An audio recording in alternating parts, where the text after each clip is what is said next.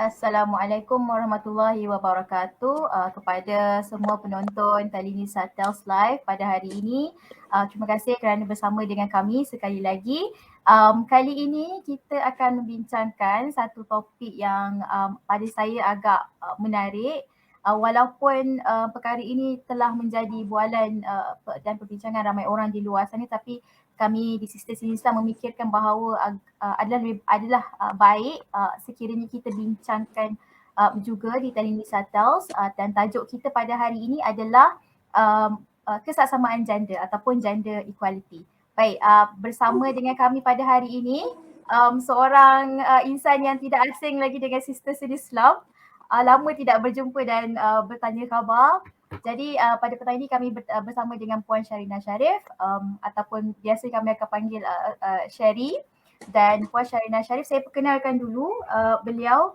But before that, Sherry, Assalamualaikum. Assalamualaikum Huda. Waalaikumsalam, how are you?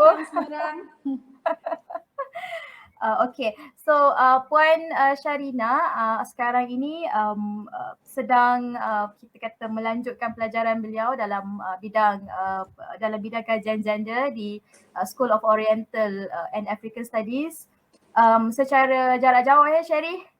Ya. Sekarang dan dia dah introduce secara jarak jauh. Jadi satu privilege time pandemik ni.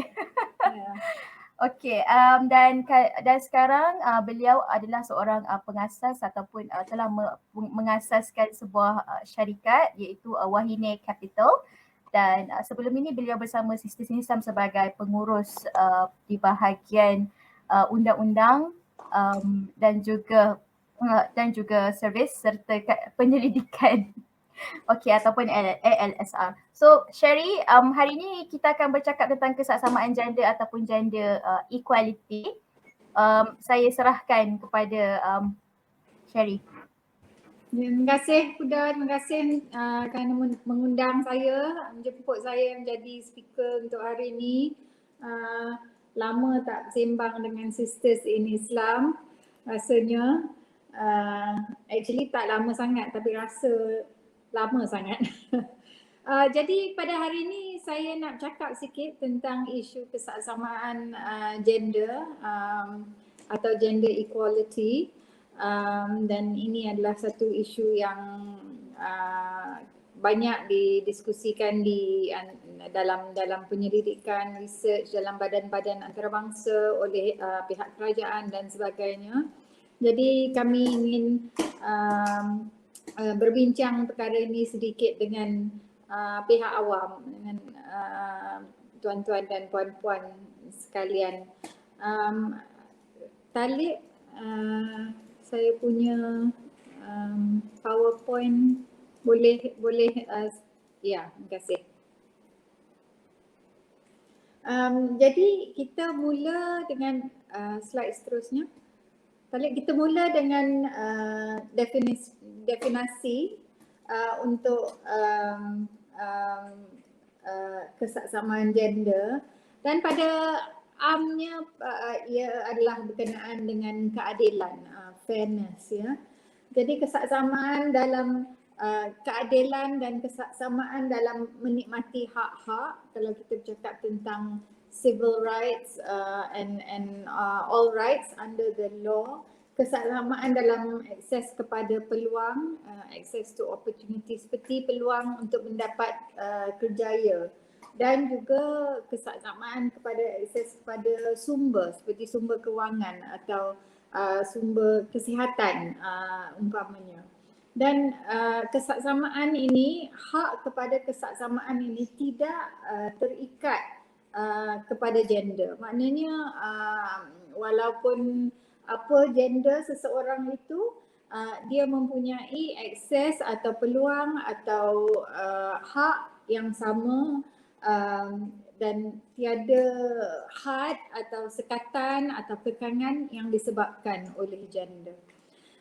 Jadi itulah dalam secara pendek objektif gender equality ataupun kesaksamaan gender. Jadi pada amnya ia adalah berkenaan dengan penghapusan diskriminasi, dan kami banyak telah bercakap di Telenisa pun berkenaan isu diskriminasi terhadap wanita, dan juga prejudice, gender bias, ya, di mana satu gender dianggap sebagai mempunyai nilai yang lebih daripada satu gender yang lain,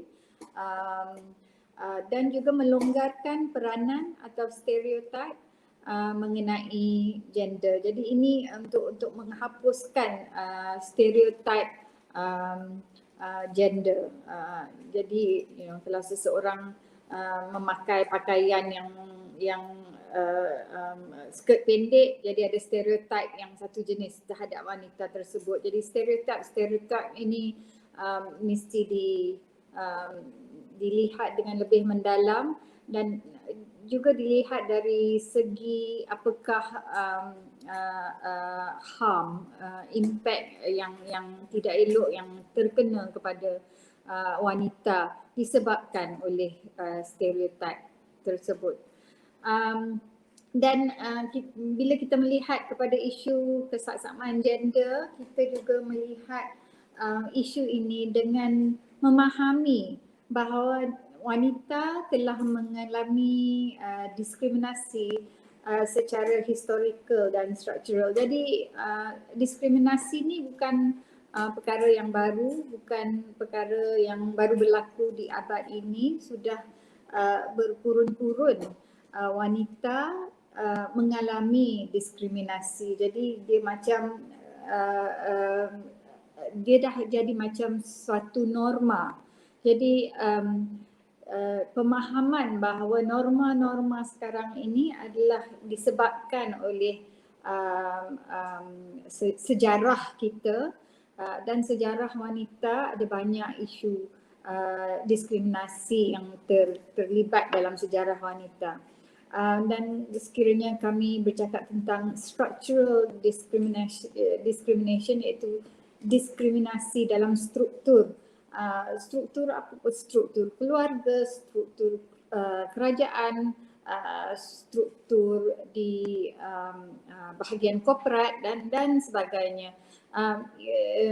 Kita boleh melihat bahawa ada struktur itu memberi mungkin lebih banyak peluang atau lebih banyak kebolehan kepada lelaki kalau berbanding dengan wanita. Dan isu-isu ini juga menyebabkan ketidakseimbangan kuasa antara lelaki dan wanita, dan kita akan bercakap tentang isu ini sebentar lagi. Kita bercakap tentang imbalance of power between men and women, dan jadi bila kita melihat kepada isu kesesamaan gender, bukannya kita lihat dalam isu kita lelaki kena sama dengan perempuan. Ini bukan semata-mata isunya, tapi kita kena melihat kepada isu struktur, isu budaya, tradisi dan seterusnya yang menyebabkan diskriminasi kepada wanita. Jadi kalau kita nak lihat pada pendekatan yang diperlukan sama ada oleh kita sebagai seorang individu atau oleh kerajaan atau badan-badan antarabangsa dan seterusnya, ia mungkin memerlukan pendekatan yang sama. Jadi lelaki dan perempuan mendapat treatment yang sama atau kadang-kadang yang berbeza. Mungkin kita kena treat wanita berbeza dari lelaki. Kita kena melihat kepada keadaan. Kerana kadang-kadang kalau pendekatan adalah sama, ia membawa kepada diskriminasi yang lebih daripada yang original. Jadi ini yang dinamakan substantive equality. Jenis pendekatan yang dibuat oleh dalam cakap tentang isu substantive equality, selalunya kita bercakap tentang kerajaan, ya. Apa kerajaan boleh buat untuk memperkasakan keadaan wanita. Jadi kalau kita mungkin kerajaan kena beri bantuan yang lebih special atau yang berlainan memandangkan kepada keadaan wanita dalam isu itu. Kalau kita lihat sekarang umpamanya dalam situasi COVID-19 ni ada banyak orang yang sedang menyarankan agar kerajaan memberi bantuan khas kepada wanita kerana ada keadaan-keadaan tertentu di mana wanita mengalami kesusahan dalam situasi COVID-19 ni berlainan daripada kesusahan yang dialami oleh lelaki secara amnya. Dan ini juga saya akan explain lagi nanti sebentar lagi. Jadi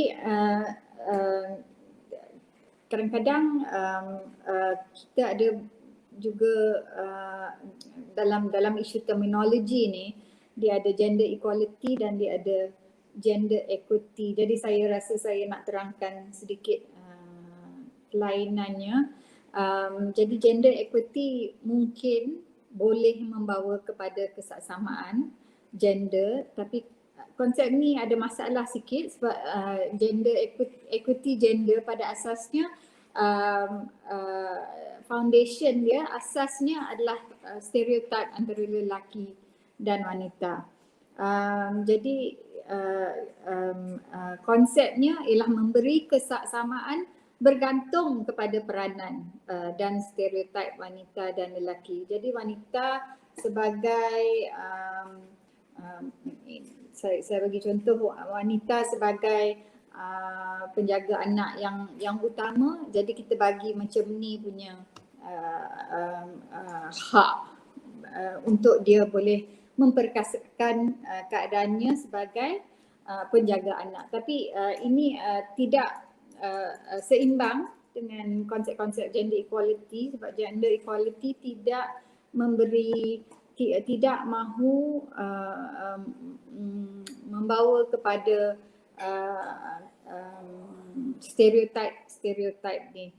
Seperti saya katakan, penghapusan stereotip ini adalah satu yang amat penting untuk pemerkasaan wanita. Dalam kotak yang mana oren tu saya ada meletakkan definasi oleh SIDO. SIDO adalah satu badan organisasi UN yang melihat kepada isu diskriminasi wanita. Jadi puan-puan dan tuan-tuan boleh membaca dengan sendirilah. Kebanyakannya adalah apa yang telah saya katakan. Slide seterusnya. Jadi saya telah kata tadi, SIDO ialah Convention for the Elimination of All Forms of Discrimination Against Women. Jadi ia adalah satu convention di taraf badan-badan antarabangsa. Ia adalah satu badan di bawah Pertubuhan Bangsa-Bangsa Bersatu dan objektifnya ialah untuk menaik tarafkan dan menghapuskan diskriminasi terhadap wanita. Jadi Malaysia telah ratify acceded kepada convention ini pada tahun 1995, tapi ada masalah dengan cara Malaysia menjadi ahli sebab ada bahagian-bahagian convention yang Malaysia sebagai kerajaan menyatakan yang dia tidak boleh memperkasakan wanita seperti yang ditentukan oleh SIDO. Dan sebab-sebabnya adalah seperti sebab budaya, sebab tradisi dan juga sebab agama Islam. Isu yang agak penting adalah bahawa ada pihak-pihak yang menyatakan yang SIDO ini bahagian setengah bahagian SIDO ini tidak boleh dijadikan undang-undang atau komitmen untuk negara Malaysia kerana ia tidak selari dengan agama Islam, dan organisasi seperti Sisters in Islam memang banyak memberi penyelidikan dan juga keterangan untuk menunjukkan yang ini adalah satu stereotip lagi sekali berkenaan apakah yang Islam menyatakan berkenaan dengan peranan wanita. Jadi secara artikel 1 CEDAW Convention itu menyatakan yang civil rights, bahagian-bahagian yang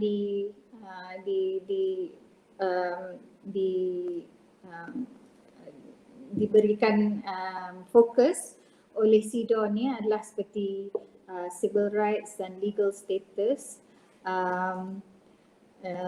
dan selain daripada itu human reproduction, dan juga yang saya katakan tadi cultural practice, isu-isu budaya dan tradisi. Jadi melihat kepada partisipasi wanita di ruang awam dan juga di ruang peribadi. Ruang awam seperti dalam workforce, dalam pekerjaan, ruang peribadi seperti dalam ruang keluarga umpamanya. Jadi kesaksamaan ini yang disarankan oleh SIDO adalah dari segi hak-hak asasi, kesaksamaan di bawah undang-undang, dari segi politik, sosial, ekonomi dan juga kebudayaan.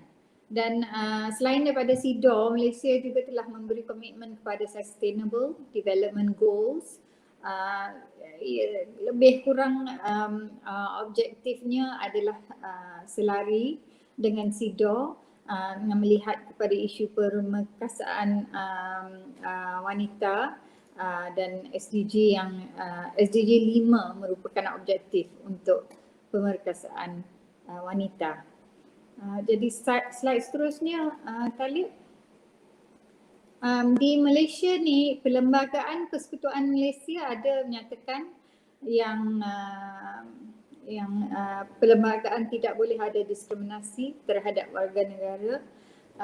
Dia dalam perlembagaan ni ada menggunakan perkataan jantina, tapi kalau kita lihat perlembagaan dalam bahasa Inggeris, ia menyatakan perkataan gender. Jadi ini adalah satu isu translation. Saya telah memberi beberapa isu di sini untuk kita melihat, walaupun Malaysia ada kenyataan seperti itu di mana tak ada diskriminasi atas mengikut gender, namun statistik ini menunjukkan yang pemerkasaan wanita dan kesaksamaan antara wanita dan lelaki kita masih kebelakangannya. World Economic Forum Gender Gap Report. Gender Gap Report ni melihat kepada hak dan akses wanita dan berbanding kepada lelaki. Jadi setiap tahun dia membuat satu report berkenaan keadaan negara-negara, melihat kepada keadaan lelaki berbanding dengan keadaan perempuan. Jadi pada tahun 2020 Malaysia berkedudukan 97 dalam 153 negara. Dalam tahun 2021 Malaysia berkedudukan 112 dalam 156 negara. Dan ini adalah membimbangkan kerana ternampak kita kedudukan Malaysia semakin buruk ya dalam gender gap report ni. Saya juga ingin menyatakan sedikit statistik yang saya dapat dari UNDP Gender Equality Report. ini yang paling recent yang saya jumpa bulan Mac tahun ni, dan saya tulis dalam bahasa Inggeris supaya maknanya tak hilang dalam translation. Only 55.6% working age Malaysian women were employed or looking for jobs in 2019 compared to 80.8%. Jadi 55.6% dari wanita berbanding dengan 80, lebih kurang 81% lelaki. Jadi perbezaannya agak besar. In 2019, women earned an average annual income of ringgit Malaysia 37,248 compared to 39,648 earned for men. Jadi ini kita panggil isu equal pay for equal work. Jadi dalam analisis ini menunjukkan bahawa wanita secara amnya mendapat pendapatan yang kurang dari lelaki. Dan sebabnya ada macam-macam sebab, dan antaranya adalah jenis kerjaya yang pihak wanita mendapat di secara employment ya.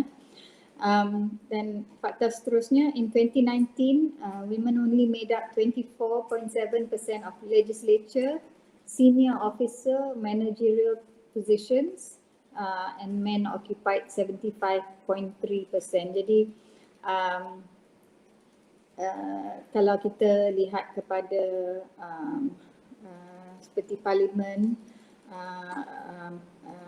jawatan dalam level pengurusan atau senior officer, memang lelaki lebih ramai. Dalam bidang profesional juga statistiknya adalah lebih kurang sama, jadi lebih ketara untuk lelaki berbanding dengan perempuan.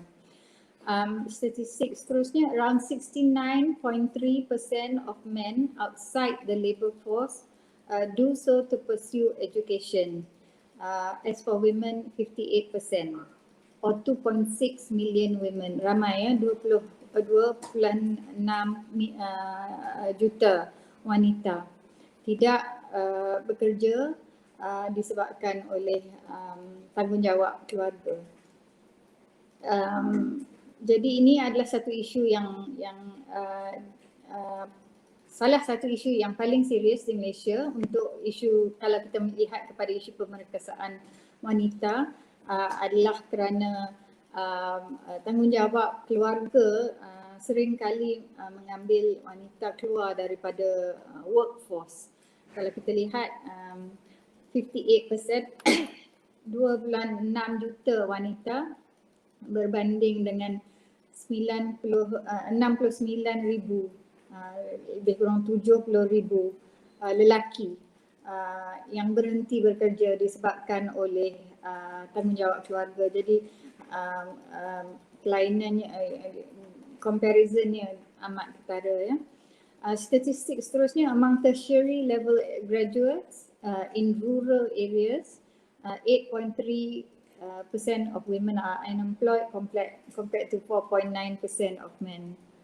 14.4% of women only in legislature, dan ini adalah parlimen ya, 14% saja mengikut statistik pada waktu itu. Dan yang selebihnya semua lelaki. Jadi nampak sangat ada satu ketidakseimbangan antara lelaki dan wanita dalam kerjaya, dalam politik dan sebagainya. Khalid, can we go to the next slide?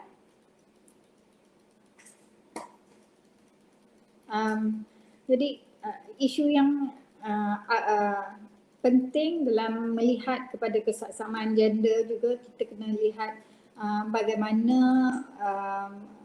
isu sosial memberi impact stereotype ataupun penilaian yang diberi kepada wanita, bagaimana ia impact kepada isu-isu safety, security kepada wanita. Jadi ini saya ambil dari berita harian bulan Mei tahun ni.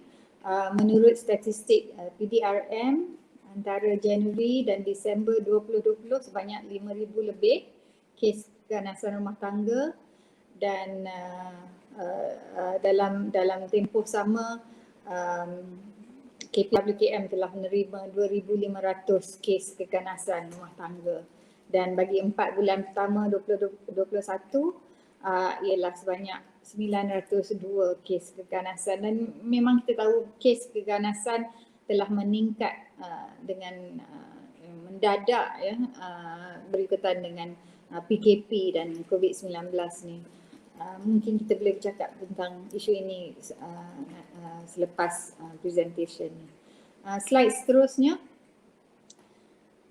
Jadi kita kena lihat kenapa kita kena melihat kenapa isu kesesamaan gender ini adalah penting. Jadi like saya bagi statistik lagi yang dikatakan oleh Khazanah Research Institute, sekiranya kadar kerja wanita ditingkatkan sebanyak 30%, GDP Malaysia akan meningkat antara 7% dan 12%. Jadi kesihatan ekonomi negara dan GDP negara adalah juga bergantung kepada partisipasi oleh wanita. Pada waktu sekarang setengah daripada populasi dalam 48%, 49% populasi Malaysia adalah wanita, tapi yang telah ditunjukkan tadi partisipasi wanita dalam bidang kerjaya adalah jauh lebih rendah daripada statistik population ya. Jadi memang ada banyak lagi intervention yang diperlukan untuk lebih wanita bekerja, dan hal-hal yang dikatakan adalah seperti sebab-sebab mengapa wanita tidak dapat bekerja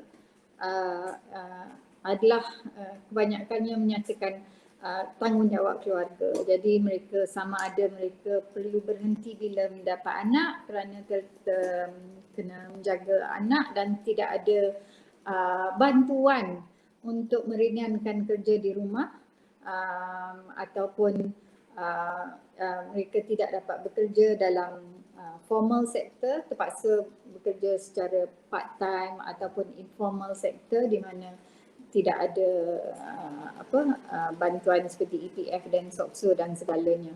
Jadi isu-isu tentang bagaimana wanita bekerja, apakah yang diperlukan supaya wanita dapat lebih berkecimpung dalam pekerjaan, ini juga adalah isu-isu yang dilihat dengan lebih mendalam oleh organisasi wanita maupun kerajaan juga. Pemerkasaan wanita dalam sektor ekonomi adalah satu isu yang sering masukkan sebagai salah satu isu yang penting dalam Malaysia Plan, tapi kita kena lihat kepada efeknya, sama ada pada secara substantifnya sama ada lebih wanita memang dapat mendapat pekerjaan dengan intervensi kerajaan ini. Faktor yang kedua adalah juga agak interesting, bila wanita bekerja dan ada pendapatan salaried job, mereka seringkali membuat pelaburan sebanyak lebih kurang 90% kepada keluarga berbanding dengan 30% bagi lelaki. Maaf saya tak bagi source dia, ia adalah satu NGO di UK dan ini adalah statistik secara average untuk sedunia ya. Jadi kesaksamaan gender dan partisipasi pemerkasaan wanita adalah juga penting untuk keluarga, kejayaan keluarga tersebut, ya. Jadi the economic benefits to the family juga adalah satu macam outcome sekiranya kami dapat mencapai kesaksamaan gender yang lebih efektif. World Health Organization juga ada menyatakan 1 antara 3 wanita sedunia mengalami keganasan rumah tangga. Saya rasa statistik UN adalah 1 antara 5 wanita dalam dunia. Jadi sekiranya isu-isu keganasan wanita, sexual harassment dan marital rape dan sebagainya diberi perhatian yang lebih mendalam dan dihapuskan dengan efektif, jadi kita akan mendapat satu keadaan sosial juga yang lebih peaceful, lebih harmoni. Jadi isu kesaksamaan gender ni bukan hanya isu untuk seorang wanita sebagai individu, tapi mempunyai impact di taraf sosial yang memang perlu kita realisasikan untuk masa depan kita dan juga masa depan anak-anak kita. Jadi I think that's all. Talib? Ya, saya ada memang isu gender equality ni banyak discussion dia, tapi saya rasa saya bagi snapshot of some of the issues that we are talking about. Terima kasih Huda. Alright, terima kasih Sherry atas saya kira pembatangan itu walaupun ringkas tetapi dia dah cover sebahagian besar apa yang kita patut faham tentang gender equality ataupun kesaksamaan gender. Ia adalah lebih kepada untuk menghentikan, paling penting sebenarnya depan mata kita adalah untuk menghentikan discriminatory practice ataupun praktik-praktik yang mendiskriminasi dan juga menzalimi perempuan, because kalau ikutkan sekarang baik di ruang domestik atau di ruang public, women are facing discrimination and it must be addressed dengan sangat kerap dan juga dengan bersungguh-sungguh lah. Saya ada beberapa soalan sebelum sambil-sambil kita tunggu soalan daripada penonton kita petang ini. Tadi Sherry ada sebut tentang bagaimana, saya ada satu fakta menarik yang saya kira kalau kita bincangkan dia pun agak menarik, which is tentang pasal pelaburan 90% tu Sherry. 90% daripada pendapatan perempuan apabila dia bekerja dia akan menyumbang balik kepada keluarga. Kalau ikut Khazanah Research Institute, mereka ada berbincang tentang ada bercakap tentang bagaimana apabila kita memasukkan gender equality dalam kita punya pertimbangan, maka maka ada lagi satu faktor yang tidak boleh diabaikan, which is the social regeneration, which means care work ataupun kerja-kerja domestik dan juga kerja-kerja menjaga keluarga dan menjaga dan menumbuhkan ataupun apa kita kata menjaga kebajikan keluarga itu adalah part of development in a country kan. Jadi saya nak minta Sherry komen bagaimana kita hendak meyakinkan kepada orang di luar sana bahawa menyuruh isteri untuk di rumah sahaja sebab untuk membuat kerja-kerja menjaga menjaga anak sahaja itu sebenarnya akan menyumbang kepada permasalahan lain ataupun bukanlah sesuatu idea yang baik. Kerana kalau macam biasanya kita akan lihat dia, kalau macam sekarang kan, let's say isteri kematian suami dalam keadaan dia tidak ada pendapatan kan, dan disebabkan itu dia jadi miskin dan renta disebabkan dia sendiri tidak bekerja. Itu dari segi satu aspek. Dan aspek kedua pula adalah bila tidak ada sistem sokongan kepada caring work dalam ruang domestik ni, Sherry. Bagaimana? Ya, dia banyak isu ni dia macam related kepada each other. Sekiranya wanita tidak ada support di rumah, maka dia tak boleh bekerja. Dan support yang kita katakan adalah seperti support untuk menjaga anak, menjaga orang tua. Banyak wanita juga menjaga keluarga yang seperti ibu bapa dan sebagainya. Dan so isu unpaid care work ini adalah satu isu yang paling penting dilihat di Malaysia. Unpaid care work tidak di dalam sistem kapitalis yang kita ada sekarang di Malaysia dan kebanyakan negara di dunia. Unpaid care work ini tak ada nilai, tidak dinilaikan dan tidak diberi bayaran, dan ini adalah jenis pekerjaan yang mengambil paling banyak masa dan paling banyak energi oleh wanita. Jadi ini cara-cara umpamanya pihak kerajaan telah cuba untuk membuat intervensi adalah seperti child care assistance, maternal leave, paternal leave dan sebagainya. Tetapi saya rasa mudah kalau kita tengok dalam waktu COVID ni memang very clear lah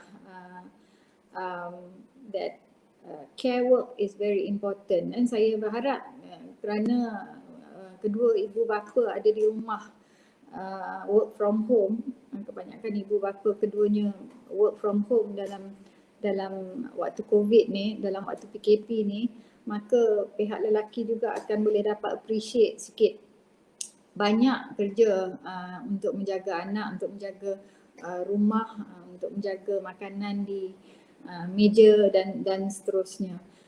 So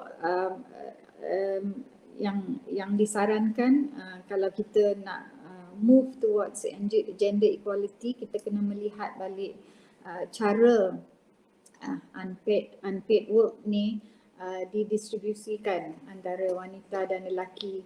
Kami telah dalam era moden ni, kebanyakan suami isteri sekarang keduanya terpaksa bekerja atau kena bekerja disebabkan oleh pressure ekonomi.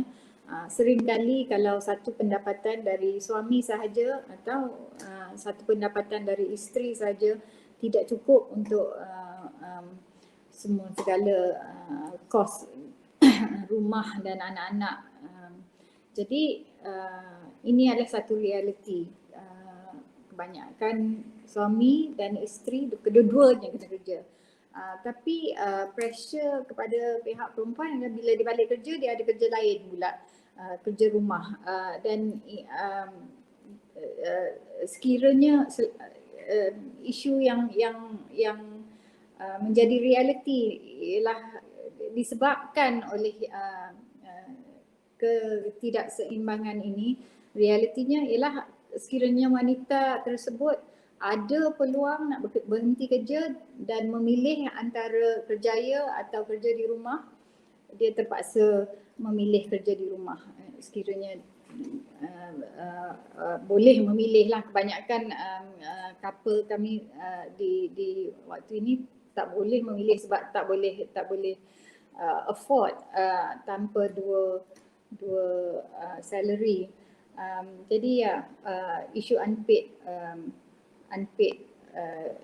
care work adalah satu isu yang belum ditangani dengan efektif di Malaysia. Dan ini kita boleh lihat dengan statistik wanita di employment rates. Satu isu lagi untuk wanita ialah kebanyakan wanita mempunyai kerjaan dalam bidang informal ya.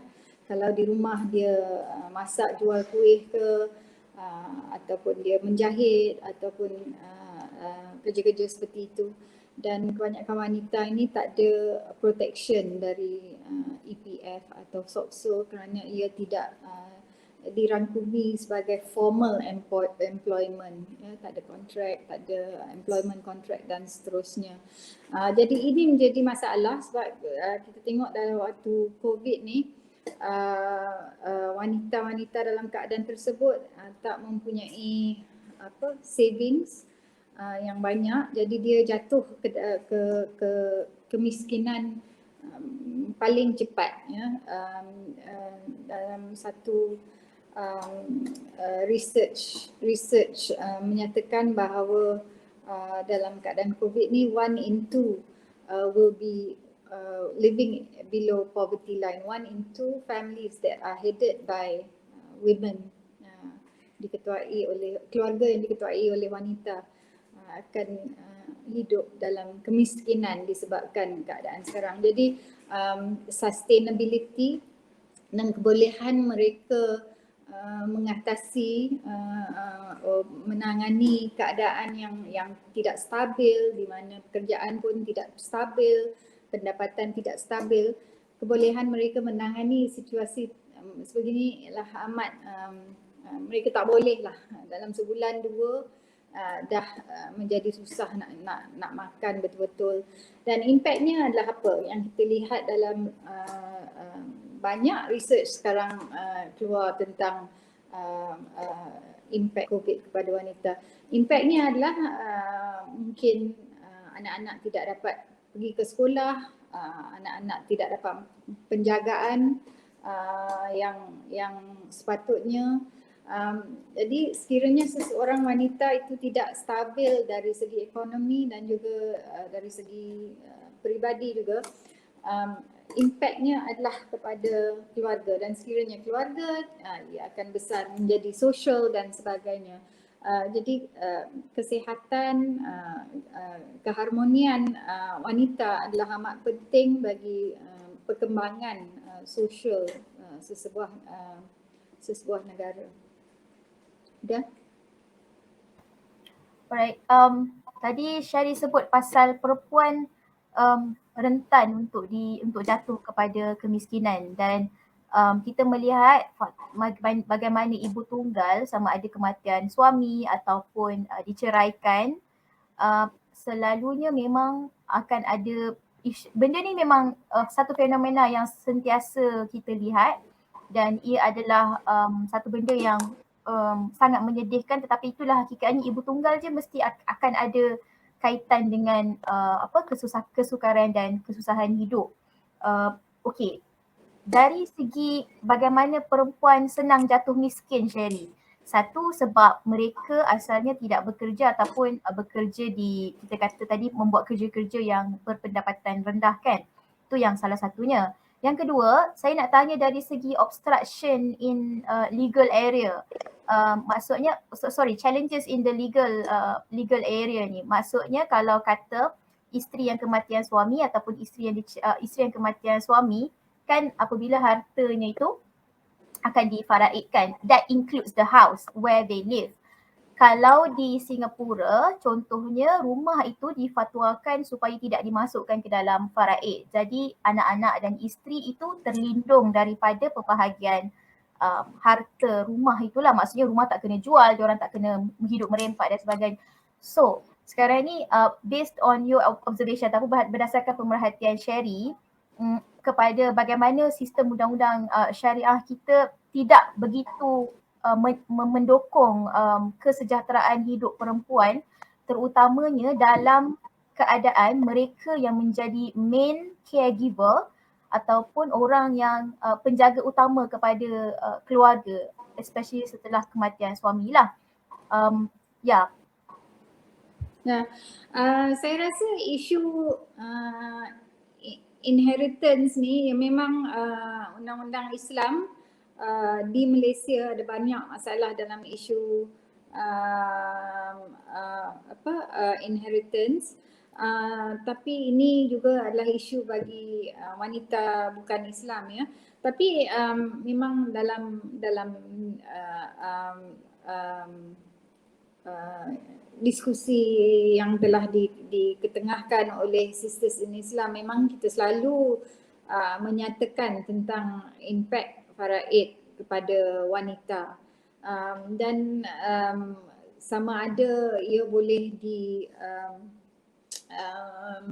diberi cara-cara untuk menentukan agar wanita tersebut terlindung sekiranya ada kematian oleh suami. Faraid di Malaysia bukan hanya kepada aset-aset yang dikatakan tradisional, tetapi juga terkena kepada umpamanya EPF atau insurance atau aset-aset yang lain yang terjatuh di bawah faraid. Jadi sekiranya saya dinamakan sebagai di EPF sebagai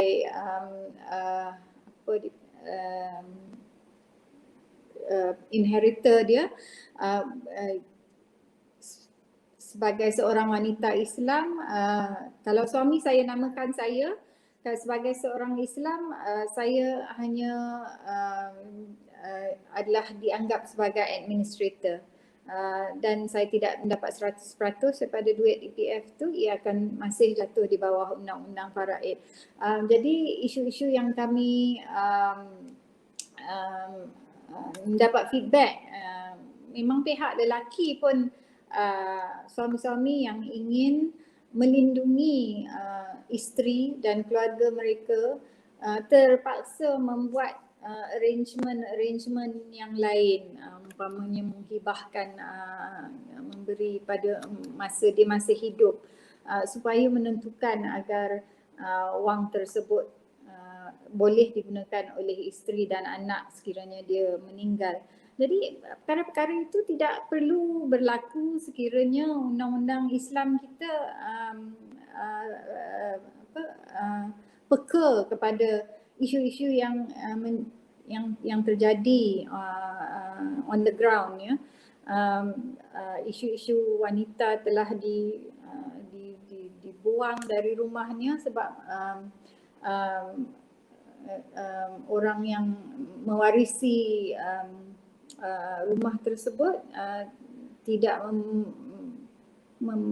memberi isteri dan anak-anak tu duduk di rumah tu. Jadi perkara-perkara macam tu perlu dilihat sebagai satu ketidakadilan dan perlu kerajaan membuat intervensi untuk tidak membenarkan perkara-perkara seperti ini berlaku.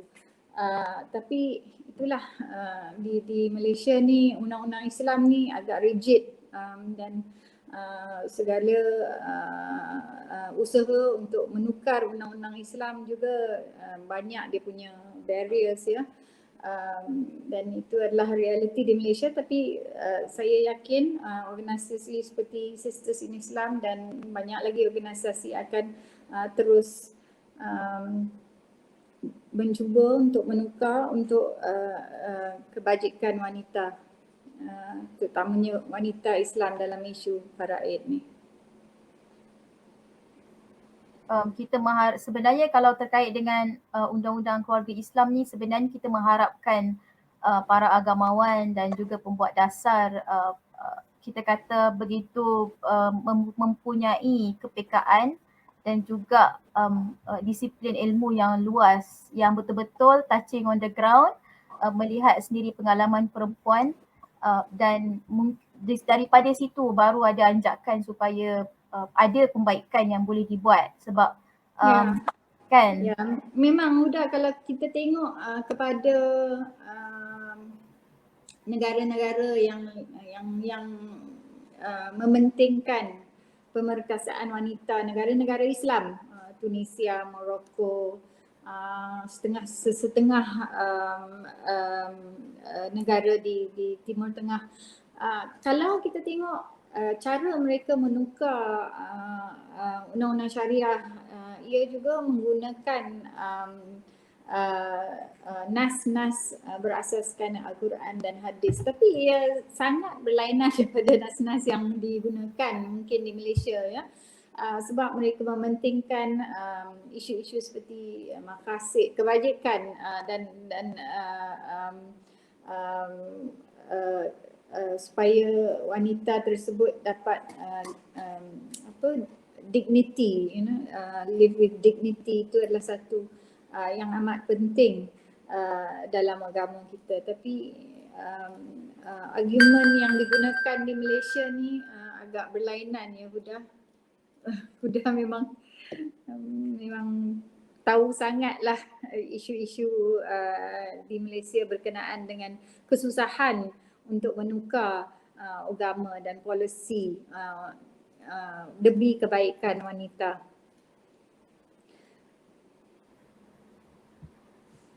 Tapi saya juga harus memberi peringatan kepada penonton di luar sana, bukanlah bermaksud memperbaharui undang-undang syariah. Itu adalah kita menukar Islam, tetapi adalah kita mereformasi bagaimana praktik-praktik yang sudah tidak bersesuaian dengan keperluan sosial kita pada hari ini menjadi selaras dengan keperluan pada hari inilah. Dan itu maksudnya dalam lingkungan bukan ibadat, tetapi dalam lingkungan muamalat ataupun urusan hidup sesama manusia, kan. Dan seharusnya tetapi yang pentingnya Huda, ia bernaskan betul. Al-Quran dan juga hadis. Yes. Jadi kalau negara Islam yang lain boleh membuat penukaran melihat kepada keperluan dan panggilan daripada agama kita. Jadi kenapa kita tak boleh mendekati isu-isu ini secara itu juga. Betul. Okey Sherry, kita ada beberapa minit lagi, tapi saya kira ada satu soalan yang penting juga untuk saya tanya. Sekarang bila kita bercakap dengan gender equality ataupun kesesamaan gender, tadi Sherry ada sebut bias dan juga prejudice kepada perempuan. Saya kira dalam hal ini, perkara ini terlalu besar sangat terkait dengan keganasan berasaskan gender. Macam contohnya isu percaya kepada aduan mangsa-mangsa keganasan seksual contohnya, kan. Semalam agak mengecewakan jugalah bila ada yang komen tentang sebenarnya macam ni. Semalam ada dapat satu berita tahu bahawa ada satu figure besar dalam agama tu, ataupun macam famous lah, a very famous imam macam tu melakukan banyak, ada report yang sangat detail tentang keganasan-keganasan yang dilakukan terhadap perempuan, antaranya sexual abuse, assault dan sebagainya. Nah, ada komen yang mengatakan ini mungkin hanya sekadar few women ataupun beberapa orang perempuan berkomplot untuk menjatuhkan imam yang bersuara sedap tersebut lah. Jadi Sherry kat sini, gender equality ataupun gender perspektif itu sangat penting untuk kita mempercayai mangsa punya aduan dan membantu mangsa. Silakan mengulas. Isu keganasan yang disebabkan oleh gender, isu ini saya katalah dia mempunyai psikologi yang agak berbeza dan unik kalau kita nak compare dengan keganasan mungkin keganasan yang tidak berasaskan gender. Jadi sekiranya seorang wanita kena assault umpamanya oleh seorang lelaki, sexually assaulted, isu malu nak bercakap, isu takut nak bercakap, isu takut orang tak percaya, ini memang ataupun isu dia akan dihina, malu sebab dihina kerana ini telah berlaku kepadanya. Isu-isu ini semua akan memang menjadi pressure untuk mangsa tersebut.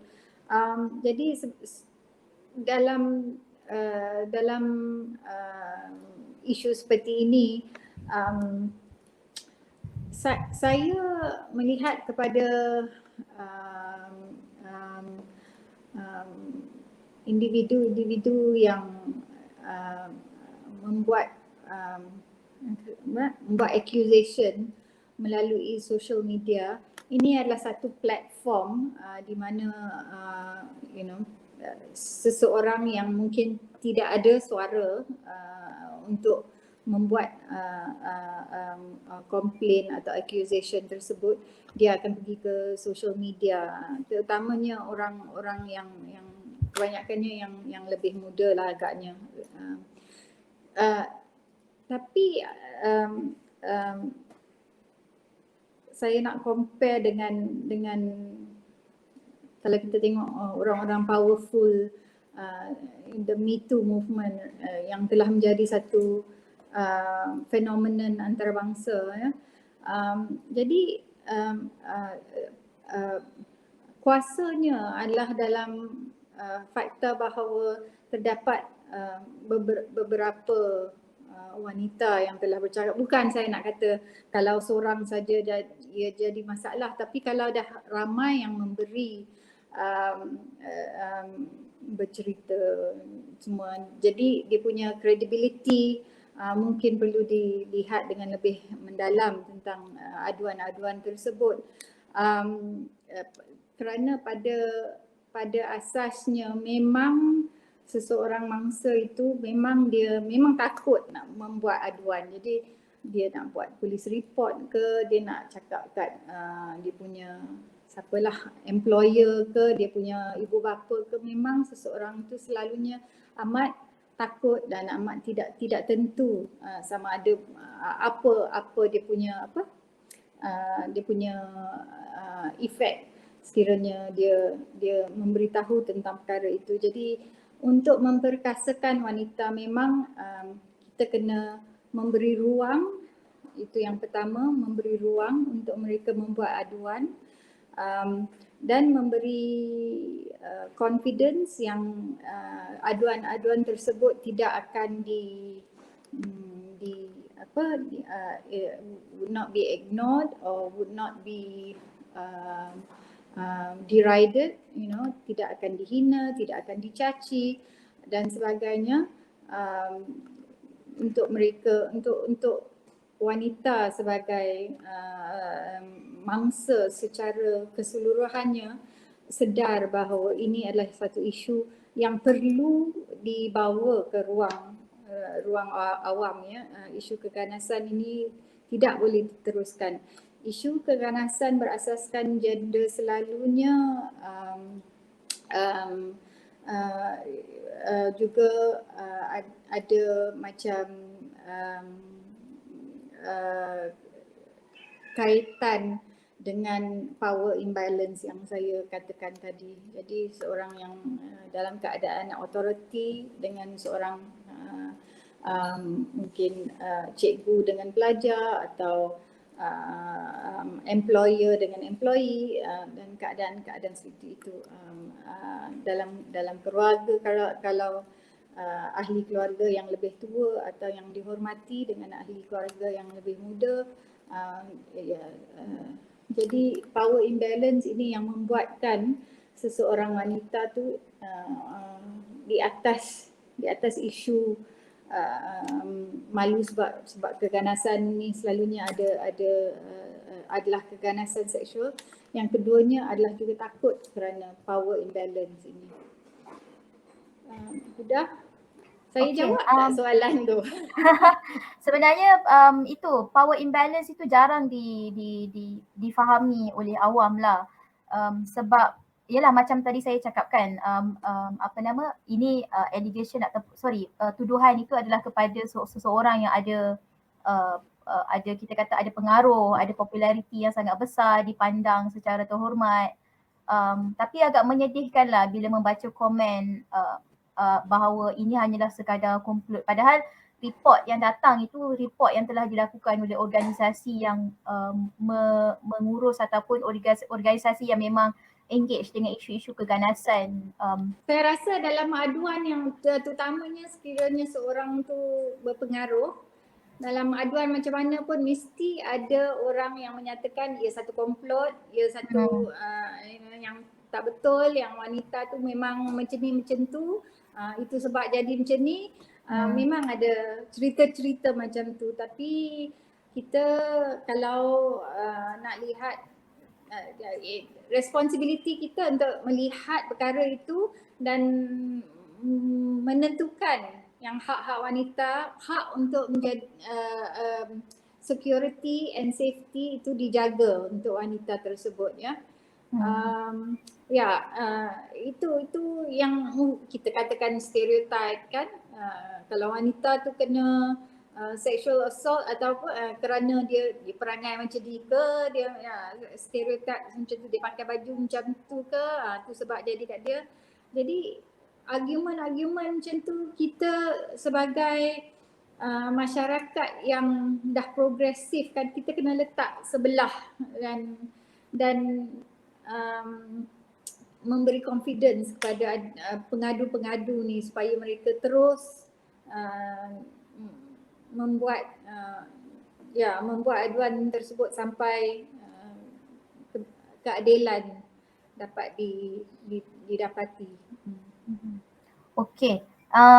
Sherry, kita ada satu soalan daripada penonton, saya tayangkan sini. Mungkinkah dengan menerima dan tidak mengeneralisasi feminis secara kaku ataupun feminisme secara kaku akan menjadikan Malaysia lebih terdedah dengan isu ini? Saya tidak pasti adakah maksudnya kita jangan guna perkataan feminisme kerana saya pun perkataan tabu atau kita menggunakan strategi yang berbeza. Your comment, Sherry. Ya, kalau Huda faham soalan ni tentang terminologi feminisme atau feminis, saya rasa feminis ni satu terminologi yang memang terminologi ni telah diungkapkan, dibuat di negara-negara barat. Itu sebab memang kata feminism is a western concept kan, itu yang selalu dikatakan. Tapi Huda, kalau betul-betul kita tengok Malaysia ni banyak feminis. Kalau tak ada feminism, bagilah nama apa yang kita nak panggil pemekasaan ke, panggil apa yang nak panggil. Tapi kalau kita tak ada feminism, kita tidak boleh mengundi. Kita tak boleh belajar di sekolah. Kita tidak boleh bekerja. Jadi kalau nak kata kita ni semua tak ada unsur-unsur feminisme dalam rakyat Malaysia ni, tak betul juga.